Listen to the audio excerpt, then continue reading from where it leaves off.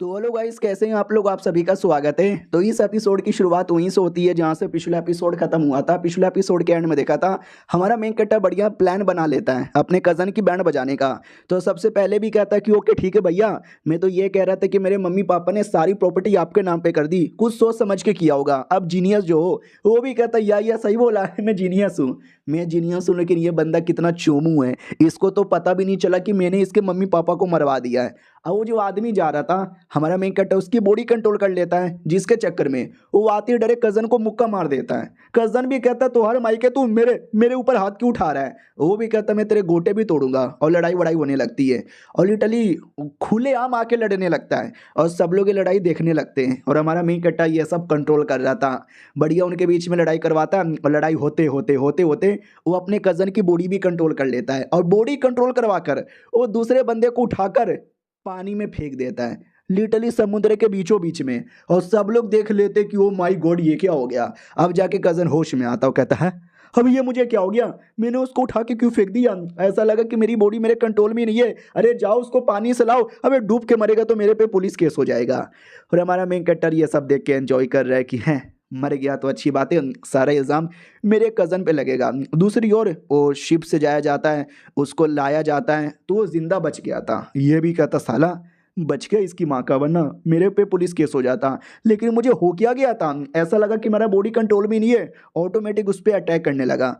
हमारे मेन कट्टा की ओर आते हैं, जो देखता है कि ओ बगल में सीसीटीवी भी है, जिसके चक्कर में ज़्यादा कुछ कर नहीं सकता। हाँ लेकिन जिस काम के लिए आया हूँ वो काम तो आसानी से कर सकता हूँ। वो है भाई सट्टेबाजी, जुआ खेलने आया था। और कहता चलो मेरे पास जो 150 रुपये है ना, उससे मैं 150 करोड़ कमा के जाता हूँ। तो लिटरली कमा के निकल पड़ता है, और इधर खबर आती है कि लुट गए, वही लुट गए। एक बंदा आया और सारा सामान यहाँ पे जीत के चला गया। ये यून नाम है येर फैमिली का। ये लोग भी कहते हैं साले तूने चेक किया कि नहीं किया। बोला जाता है कि हमने चेक किया, उसके जो मम्मी पापा है ना किसी एक्सीडेंट में अचानक से मर गए थे, और उसमें ब्रेक फेल हो गया था, लेकिन गाड़ी नहीं थी। नई गाड़ी के अंदर ब्रेक फेल होना ये थोड़ा दाल में काला है, और उससे भी ज़्यादा दाल में काला कि मरने से पहले उन्होंने सारी प्रॉपर्टी अपने भतीजे के नाम पे की थी। लेकिन क्यों प्रॉपर्टी लोग अपने बच्चे के नाम पे करते हैं, ना कि अपने भतीजे के नाम पे। तो हमें दाल में तो काला लग रहा है कि शायद भतीजे ने प्रॉपर्टी के लिए उनको मरवा दिया है, लेकिन हमें कोई सबूत यहाँ पे नहीं मिला है। मालिक भी कहता हो और ये इसने जो पैसे यहाँ पे जीते थे उसका क्या। ये भी कहता वेल मैंने पता किया, मालूम ये चला कि साले ने एक दो नहीं बल्कि टोटल 30 करोड़ रुपया जीत लिया है। वो भी कहता है क्या बकवास कर रहा है। तो सीसीटीवी पे आते पूरा सीसीटीवी चेक कर लिया जाता है। सीसीटीवी में सब कुछ नॉर्मल है, ऐसा लग ही नहीं रहा कि उस लौंडे ने कहीं से भी चीटिंग की है। फिर उसने इतना कैसे जीत लिया। मालिक भी कहता भाई दबे उसने दाव कितने से स्टार्ट किया था। लड़की भी कहती है 150 रुपया से, उसका पहला दाव 150 रुपया था। 150 से 2000, 2000 से 5000, 5000 से 10,000, 10,000 से 1 लाख, 1 लाख से 1 करोड़, और टोटल 30 करोड़ कमा के चल गया। मालिक भी कहता है सालों कोई इंसान नहीं लग रहा है, सुपर ह्यूमन लग रहा है। ये लोग भी कहते ना ना सब कुछ नॉर्मल ही था, नॉर्मल ही इंसान है, लेकिन बंदा काफ़ी जीनियस यहाँ पर है। क्या करे मालिक ऐसे बंदे का। ये भी कहते नज़र रखो ऐसा जीनियस बंदा हमारे काम आएगा। हाँ बात है हमारे मेन कट्टा की ओर, जो नया नया घर लेने आ गया था। घर की मालकिन भी कहती है देखो हमारा नया नया घर है, फर्नीचर भी नया है, सब कुछ यहाँ पे नया है, बड़ा डिस्काउंट पे मिलेगा। हमारा मेन कट्टा भी कहता नॉट बैड, लेकिन न जाने क्यों मुझे इस घर के अंदर से एक स्पिरिचुअल पावर महसूस हो रहा है, जैसे कि कोई है यहाँ पर। लेकिन इस औरत को नहीं मालूम। औरत से पूछ लेता हूँ सुनो यार यहाँ पे कुछ अजीब है। वो भी कहती है अजीब कैसे, बता यार। हमारी एक बेटी है जो कि अमेरिका में रह के पढ़ाई करती थी, और हमने उसको वापस चाइना में बुलाया पढ़ाई पूरा होने के बाद, और ये घर हमने उसके लिए बनवाया था। लेकिन वो अचानक से आते ही गायब हो गई। हमने पुलिस रिपोर्ट भी किया, लेकिन उसका कुछ पता नहीं चला, और आज तक पुलिस उसको ढूंढे जा रही है। आई होप वो भगवान कुछ भी करके उसको वापस लेकर आ जाए। हमारा मैं कट्टा भी कहता हूँ अच्छा लगा मुझे यह कहानी सुनकर। बाय द वे पैसा कब, कैश में या फिर चेक। वो भी कहती है अरे चलेगा कैसा भी दोगे, मैं अपने पति को लेकर आती हूँ, पति के साथ डील कर लेना। वो पति को बुलाने जाती है। इधर हमारा मेन कट्टा कमरे के अंदर कहता है आई नो तुम यहीं पर हो, सामने आओ। तो एक भूत थी उस कमरे के अंदर, जिसका और हमारे मेन कट्टा को महसूस हो रहा था। वो भूत भी कहती है एक सेकंड भैया तुम मुझे देख सकते हो। हमारा मेन कट्टा भी कहता ऑफ कोर्स मैं तुझे देख सकता हूँ। वो भी कहती फिर मेरे मम्मी पापा मेरे मम्मी पापा मुझे क्यों नहीं देख सकते। हमारा मेन कट्टा भी कहता एक सेकंड तू उस औरत की बेटी है जो अचानक से अमेरिका के में आने के बाद गायब हो गई थी। अब जरा डिटेल में बताएगी तेरे साथ क्या हुआ था। ये भी कहती क्या डिटेल में बताऊं, पहले मुझे ये बताओ तुम्हें मुझसे डर नहीं लगता, मैं भूत हूँ, भूत हूँ। हमारा मेन कट्टा भी कहता है तेरे से ज़्यादा डरावना हूँ। वो भी कहती है हाँ डरावने हो, दूर यहाँ पे हटो। हाँ तो मैं कैसे बताऊँ यार, मैं अमेरिका में रहती थी, फिर मेरा जैसे पढ़ाई पूरा हुआ मैं वापस आने वाली थी, लेकिन जैसे मैं एयरपोर्ट पर आई साला मुझे किसी ने किडनैप कर लिया। और जैसे मेरी आँख खुली मैं अपने आप को इस कमरे में पाई और इसी कमरे के अंदर यहाँ पे रह गई। मम्मी पापा कमरे में आते रोते ये बोलते कि बच्ची गायब हो गई, बच्ची वापस मिल नहीं रही, पुलिस में रिपोर्ट हो गया।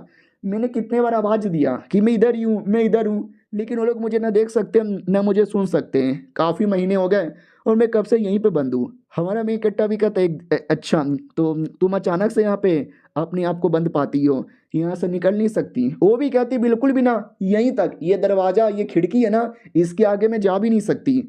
हमारा मेन कट्टा भी कहता लेट मी सी। तो जैसे वो चेक करता ना तो उसको एक छोटा सा बोतल या कुछ तो डब्बा मिल जाता है। लड़की भी कहती है अबे ये क्या है? हमारा मेन कट्टा भी कहता तुम्हारी राख है, किसने तुम्हारी बॉडी जलाई और राख डाला? वो भी कहती है क्या बात कर रहे हो? हमारा मेन कट्टा भी कहता यार ये एक टाइप का फॉर्मेशन है जो घर पे लग गया है, और ये लगाने के लिए उस बंदे का राख चाहिए जिस बंदे की आत्मा यहाँ पे कैद करना हो, यानी किसने जानबूझ के तुम्हारी आत्मा यहाँ पे कैद करवा दी है। वो भी कहती वट मैं तो भोली भाली अबला नारी थी, मेरी किसके साथ क्या ही दुश्मनी है जिसने मुझे मरवा के कैद करवा दिया। तो हमारा मेन कट्टर भी कहता हो सकता है कोई तुम्हारा दुश्मन हो, या फिर दुश्मनी जरूरी नहीं है, कई बार लोग है ना बस जानबूझ के किसी मासूम आदमी का शिकार बनाते हैं, उसकी आत्मा के साथ ऐसा करते हैं ताकि वो आत्मा आगे चल के ईविल बन जाए। तुम इतने सालों से कैद कैद तुम्हारा दिमाग पगला जाएगा और तुम एकदम शैतान बन के बवाल मचा दोगी। वो भी कहती हैं लेकिन मैं तो लंबे समय से कह दूं, लेकिन मैं तो ऐसी शैतान वैतान कुछ नहीं बनी, मैं तो नॉर्मल हूँ। हमारा मेन कैरेक्टर भी कहता है ये बंदों की पर्सनैलिटी पर डिपेंड होता है। अगर आदमी जिंदा हो और उसकी पर्सनैलिटी एकदम अकड़ू गुस्सा कमीने वाला होता है ना, तो आत्मा आगे चल के बड़ी कमीनी और कुत्ती बनती है। लेकिन ऐसा लगता है जब तुम जिंदा थी ना, बड़ी प्यारी भोले वाली स्वीट इनोसेंट नेचर की थी ना, इसके लिए तुम्हारा ऐसा कुछ भी नहीं हुआ। वो भी कहती शॉर्टकट में बताऊँ ना, हमारा मेन कट्टा भी कहता है शॉर्टकट में मरने के बाद भी तुम उनके लिए यूजलेस हो। वो भी कहती है अरे यूजलेस बोल दिया अरे मुंह पर। हाँ लेकिन यार तुम मुझे देख सकते हो, तुम्हारे पास इतना नॉलेज भी है, तो कुछ भी करके मुझे अपने मम्मी पापा से मिलवा दो यार, काश मेरे मम्मी पापा भी मुझे देख पाते तो मज़ा आ जाता। हमारा मेन कट्टा भी कहता देखो मम्मी पापा से दिखवाना को बात की बात है, अब देखो तुम्हारी आत्मा की ऐसी हालत हो गई है ना, तुम पुनः जन्म तो ले नहीं सकती। तुम्हारे पास दो मौका है, मौका नंबर 1 कि तुम्हारी आत्मा भी खत्म हो जाएगी, और मौका नंबर 2 कि मैं तुम्हें घोस्ट कल्टीवेशन सिखा सकता हूँ जिससे तुम भूत बन के जिंदा रहोगी। वो भी कहती ना मुझे आत्मा नहीं मिटानी। अरे यार मैं जवान थी मर गई बे 18 साल में, कम से कम भूत बन के तो जीने दो। हमारा मेन कट्टा भी कहता ओके ठीक है, तुम काफ़ी प्यारी अच्छी खासी लगती हो, हम तुम्हें कल्टीवेशन करना यहाँ पे सिखा सकते हैं। बढ़िया यार बढ़िया, दिक्कत नहीं है। वो भी कहती चलेगा चलेगा, अब जो मुझे बताओगे वो करूँगी, आज से आप मेरे मास्टर। हमारा मेन कट्टा भी कहता ओहो मास्टर, अभी से मक्खन यहाँ पे लगाने लग गई, चलो ठीक है तुम्हें थोड़ी फिजिकल बॉडी देनी पड़ेगी। ये भी कहती यार चलेगा मुझे दीजिएगा, इसका मतलब फिजिकल बॉडी मिलेगा तो मैं अपने मम्मी पापा से भी मिल पाऊंगी ना। हमारा मेन कट्टा भी कहता यार लेकिन तुम रियलिटी में मरी चुकी रहोगी, फिजिकल बॉडी मिले या ना मिले उससे कोई फर्क नहीं पड़ता, और तुम्हारे मम्मी पापा को पता चलेगा तुम्हारे साथ ऐसा हुआ, फिर अजीब लगेगा। तो एक काम करो तुम भूत बन के उनके सपने में जाओ, सपने में बता दो कि मैं मर गई हूँ, मेरे बारे में परवाह ना करे और अपनी ज़िंदगी चैन से जिए। फिर वो अपनी ज़िंदगी जिएंगे और तुम घोस्ट कल्टीवेटर बन के अपनी ज़िंदगी जीना। समझी कि ना समझी? वो भी कहती है ठीक है मैं समझ गई। और ये चैप्टर यहीं पे ख़त्म हो जाता है, और एपिसोड आएगा देखो एंजॉय करो। मिलते हैं किसी और वीडियो में, जब तक के लिए बाय बाय।